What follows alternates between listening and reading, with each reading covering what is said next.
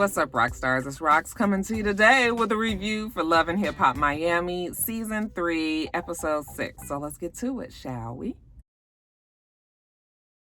All right, you guys. So the show opens with the big fight that's going down around the pool at Trina's boot camp. Suki is going crazy on Nikki Natural, and so is Hood Brat, and so is Chameleon. Everybody is jumped in. We got the crazy 88s, okay? They have all just beat Nikki Natural, all right? Even though Nikki Natural gets on my nerves, I could totally understand how she feels. You let them bitches jump me, even though they didn't let the girls jump her. I mean, it was just so much. First of all, Hood Brat's big, tall ass, you know, she looked like she was a whole lot. Just the reach of her. Them damn crazy 88s was like, this big ass bitch. Nobody wants to go on this reality show to actually get jumped. They figure that the security will get there in time. But yeah, the crazy, I mean, it was just so chaotic. Now, her going off on Trina, that's another thing, because Trina's not responsible for that type of security. I mean, in real life, she would have been, but on this TV show, she's not. Okay, she ain't producing this show. All right, she's a player just like you are. So when Nikki Natural was in her face and she flinched at her, and honey, first of all, Trina ain't moved at all. Okay, I mean, and she was all up in her face like, you let them hoes jump me. You know, you let them bitches jump me. And I was just like, ooh, Trina, girl, you done kept it together. Because we done seen Trina fly off the handle. Trina's still trying to bring some sense to all of this that's going on. But the girl was just like, I ain't talking to you. I don't trust you. You let them bitches jump me. When she got up in Trina's face one more time, Trina couldn't take it no more. Bitch, you not going to be talking to me crazy. I don't know who the fuck you think you talking to. I will fuck you up. But you know, this is in the Trina speak. So it's like moving a mile a minute, and she's yelling and screaming, and she want to get over there to Nikki Natural. I was just like, oh, this is really truly a mess. Now we got Joy and all the rest of the girls. Did you guys see how the cameraman was watching the girls? They were sitting down, and then when it looked like Trina was gonna beat Nikki Natural's ass, they all got up like, oh, here go another round. They trying to get control of these girls. It was fucking pandemonium. They pulled Trina into the building, and she calls Trick, and she was just like, I'm not gonna be dealing with this bitch. She not gonna be fucking disrespectful to me. You know, I'm trying to do this for them, and this bitch is talking to me all crazy, and you know, I will beat that bitch. So she's going off on Trick. Trick is just like, well, what's going on? Like, he just trying to figure out what is going on. Your crazy ass girlfriend is out there wreaking havoc. You guys know that Suki started that, you know, with the whole shoe taking off, even though it probably was going to get to that point, even with Nikki Natural's mouth. I mean, if we were going by technicalities, then it was Suki who started that. We done threw wigs in the pool, and we done did all of that. Poor Nikki Natural ain't got her hair on no more. She done put her jacket over her head, you know, but she's pissed. Like, them bitches jumped me. Okay, next thing, once she realized she bleeding and shit, she go, you know, she real wiry. So she go take off after the girls, and the cameraman is jumping all over the place and dropping all over the place. You can't even really see. But security or producers, one of them, somebody calls an ambulance. And next thing we know, there go Miami-Dade ambulance. They come in to check on old girl. I mean, by this time, it was like evening, like dusk time. I was just like, they've been acting a fucking fool all them hours up there at that damn... when the paramedics came, and she was talking to him, Nikki Natural was like, 4 hoes just jumped me. I said, can you imagine a man writing down his report like, okay, 4 hoes jumped Nikki Natural? Yeah, it was a mess. But what did we think it was going to be? Look at the girls that's in this tour that you're trying to do, Trina. What did you think was about to happen here? Let's jump on over to Brisco. Brisco says he was in jail for 3.5 years, and during that time, he lost contact with his family. You know, he kind of upset his kids and his baby mama at the time, who he had been with all that time. You would swear that Brisco was in jail for 15 years. 3.5 years, I mean, any time is a lot of time if you asking me, but you would swear his whole life fell apart in 3.5 years. I mean, I guess it did. So, he says that even though he'd been dating around, you know, he'd had to have a serious talk with himself, and he knows that he needs to be home with his family. Okay, now his baby mama, she ain't really feeling that right now, so he's got to fight hard to try to get her back. So we see him, I think her name is Shello. think her name is Shello. He sets up a dinner for him and Shello to go out. She's a pretty girl. He tells her, you know, how he feels bad that he was gone away to jail for them 3.5 years. And she said, yeah, you know, especially one of the boys was truly affected, you know, pretty affected because he was really close with his dad. And then for his dad to be gone 3.5 years, I mean, I guess if you get locked up at the formative years of your boys or your children's lives, which is around 10, 11, 12, 13, yeah, that can be traumatic. And that could be a difference on how your children raise. Them years is when your kids is really going through a whole lot. Okay, and you really got to kind of really make sure that you're there for them. So, you know, she said that the one kid really had a hard time, you know, and he felt bad about that. But he's out now, and, you know, he's doing a whole lot better. And she was just like, oh, really? Because while he was in jail, the girl broke up with him. Okay. And she had been with him for 12 years. So she had done dealt with all of his shit all that time, and then I guess she just was like, can't do it no more. He's like, okay, well, yeah, I mean, I was, you know, crazy back in the day, wasn't in my right mind. I guess he used to do drugs and drink a lot and stay out a lot, and, you know, was fucking around and everything. And she was just like, yeah, you know, you was messing around. And she just decided that she wasn't going to be with somebody that was spreading his time amongst all these different women. And he was just like, well, you know, Shello, just keep it real. You know, if I was cheating, then you let me cheat. I was like, now I know women don't like to hear that. Okay. She was just like, what you mean I let you cheat? I did not let you cheat. I told you anytime that there was something going on, give me that respect. Don't be sitting up here and saying that I let you cheat. There ain't no way that He was just like, okay, all right. Even though he feels like she knew that he was messing around and that she just wasn't really saying anything, which happens. That does happen, especially if you have a very comfortable life. A lot of women overlook a lot of things. So, but yet and still, he says that's in the past. You know, he ain't trying to do that no more. He wants to be there for the family. She's like, well, you know what, Brisco, you just got out of jail. I said, thank you. I am so glad that she said that because, child, we be thinking that, you know, when people get out of jail, they be thinking that they are fixing to just rule the world, and good, that's how they should think. However, reality is it's a lot of temptations outside of jail that wasn't in jail, so that's why you were able to be on the get my words together, that's why you were able to be on the straight and narrow. Okay, get that ass back out there and see, you know, the fast cars and the drugs and the alcohol everywhere, and, you know, everybody partying and having a good time, and, you know, you having to be the responsible one to go home to your family. That's where the true test is going to be. So I think that's probably, she was kind of on this like, well, you know, I would want us, if we did get together, I want to love you fully. Okay, and I want everything to be okay. He says, well, there's hope, and she says there's hope. Okay, but we gonna have to, this on a wait and see basis. All right, let's see if you can make it through some of these hurdles first, and then we'll readdress it. All right, you guys, primadonna makes me tired. As a matter of fact, she talks so fast that she makes me nervous. I was just like, girl. But I realized that that's a Miami thing because Trina talks fast when she gets upset. And, you know, them girls talk fast. You know, that's just what they do. So primadonna, you know, she's working on her music or whatever. She tells us that she's glad that truck came through her party because Joshalene sent that to her. She gonna turn lemons into lemonade. Okay, now she gonna make some fucking money off of you. So she done made this song, and I guess she's talking about Broccolina. Is it gonna be Jocelyn or Broccolina? I mean, just like all of these names that she got for Jocelyn. Trick goes to visit her at the studio. He tells her about Joy trying to hook him up with the announcement lady from church. And it was so funny listening to them talk about it because like I told y'all last week, it was so clear that was not going to be the union. I don't know where Joy was tripping. Anyway, she tells Trick how she went and drug up, you know, Cocoline's former manager Don, and how Don, you know, basically confirmed what primadonna was saying about Jocelyn, and, you know, how she ain't no good and she's stealing all that, you know, coking. That's what she kept on saying, coking. This storyline is, I'm not feeling it. I'm not feeling it.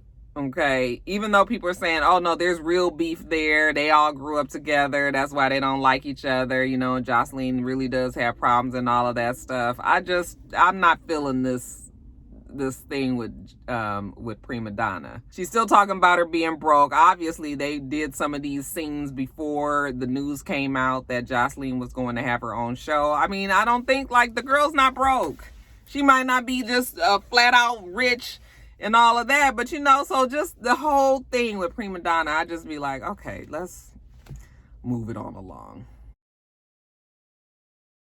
Now, Bucky and her hair, she meets her brother MJ for lunch. She ain't really been good with her brother because of the shit that happened with Amara La Negra. But, you know, that's my brother and I'm sister, so they always gonna be family. So when she sits down with brother, you know, he's talking to her, and then up walks Amara La Negra with this big ass hair. Okay.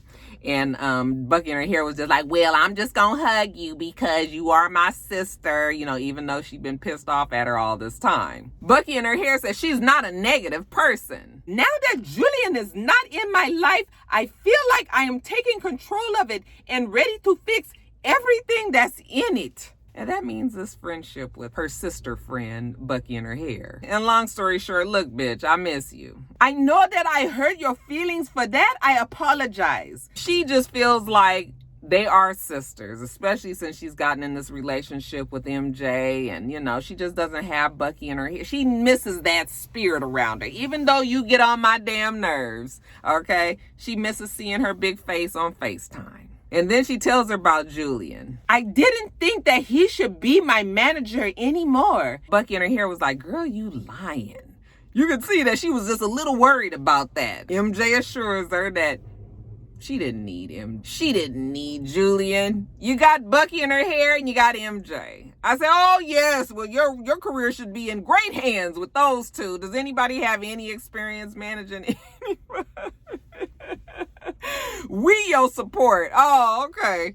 Girl, you better get in them yellow pages and find you somebody quick. All right, later on we see Amara La Negra. You know, she is rehearsing on the stage, you know, singing her Rumpelstiltskin song. I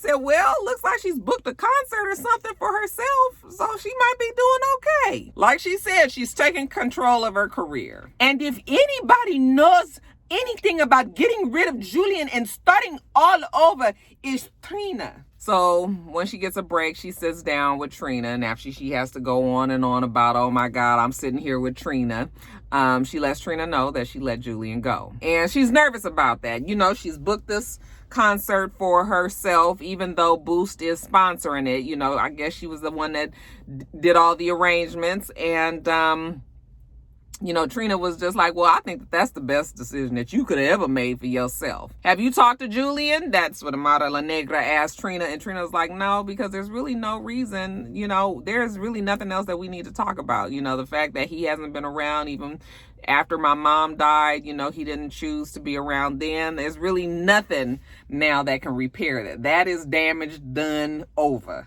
Amara La Negra feels like that was a good decision for her. But I'm not going to lie. I do have mixed feelings. As far as Amara La Negra is concerned, she feels like she got a divorce and that she's single again. Okay? And it's so funny that she makes all of these strange references to her professional relationship with Julian. It's just strange sometimes that she talks in those terms. Now, she asked her about Trina, what's going on with Trina, and Trina says, well, you know, I tried to have this boot camp, and she was going to have Suki and Chameleon and Hood Brat and Nikki Natural in it. But that shit was all shot to shit, and they got into a big-ass fight, and now Trina has just decided that she's just going to probably leave it all alone. And Amara La Negra was like, look, I hate to be the hater, and I don't want to be telling you something about your girls or nothing, but honey, we was with them at that event that Brisco had, and when I tell you them girls was all super hood and ratchet and classless, I already could have told you that shit wasn't gonna work. I mean, she told Trina, like, I said, oh, the child, don't let them girls see this and want to go off on you at that reunion.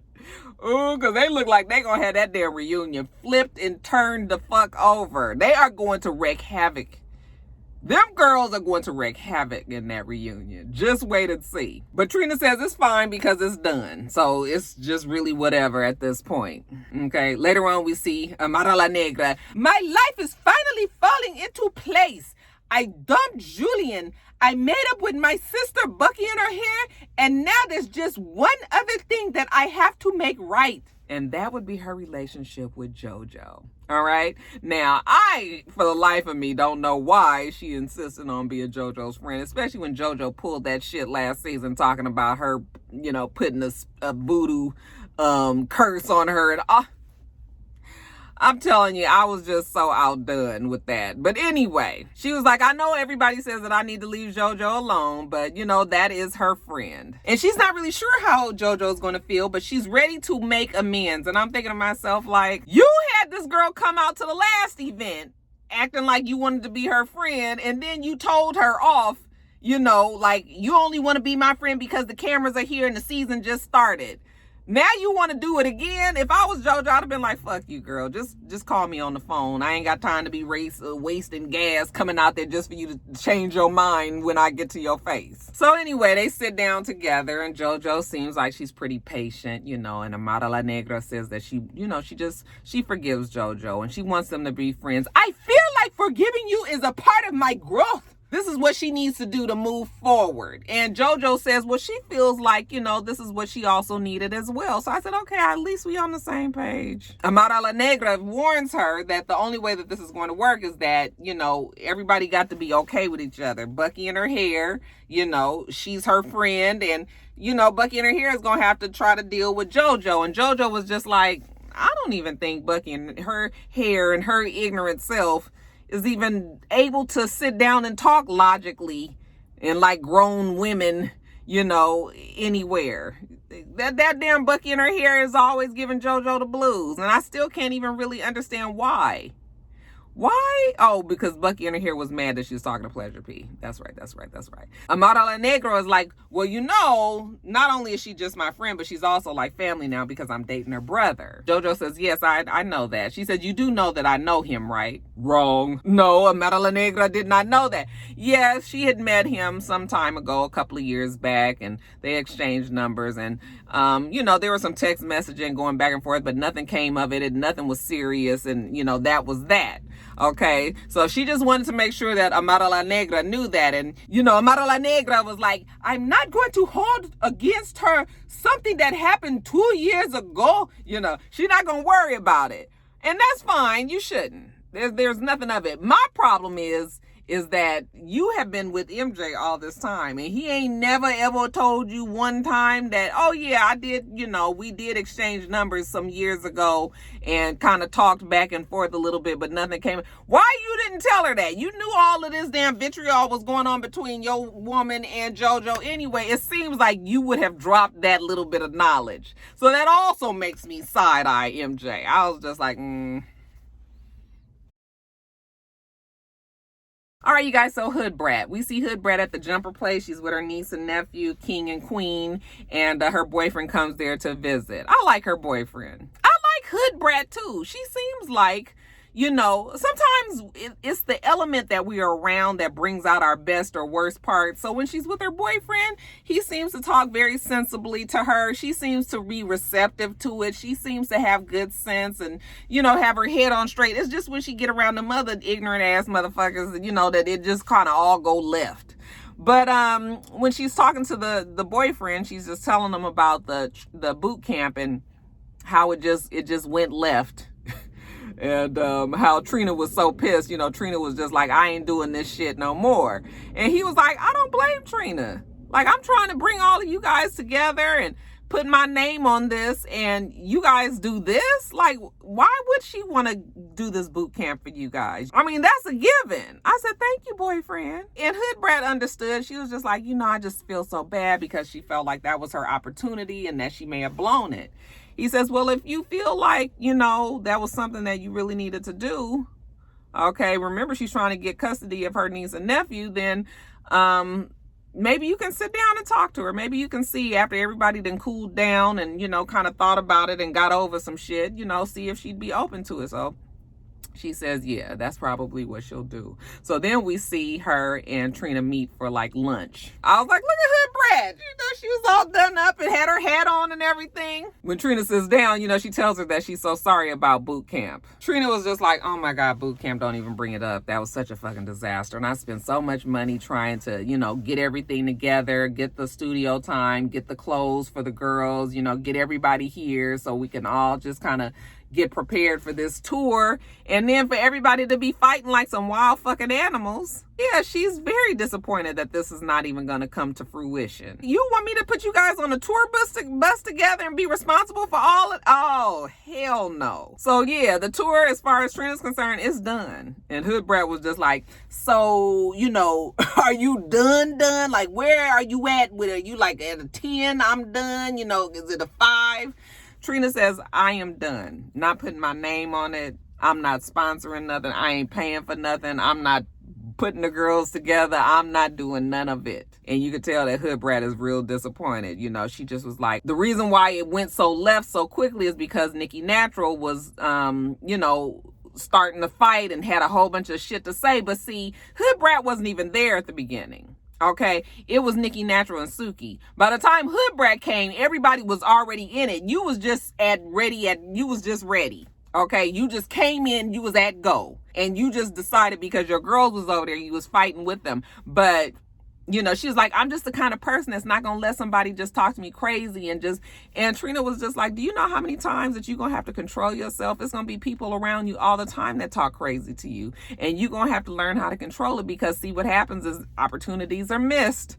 And just like what we have today, you know, a perfectly good tour that everybody could have made money and, you know, we could have all broke bread and had a good time. Now that shit is done. Trina's just like, I'm sorry, I just can't have my name tied to that. So I just cannot do it. And she's really sorry for that. I feel bad for Hood Brat because she truly looked like she wanted to cry. I was just like, either this some good acting or maybe they did kind of have their hopes set on a tour happening. So next we see this Saucy Santana. I had never heard of this guy until you guys got to telling me that he was jumped, I believe, down there in Miami. I don't even know the story, so don't even let me get to lying. But evidently he is a rap artist out there, you know, for the whole Miami sound, remember. He's shooting a video. They done shot more videos on this fucking show than I know some, y'all.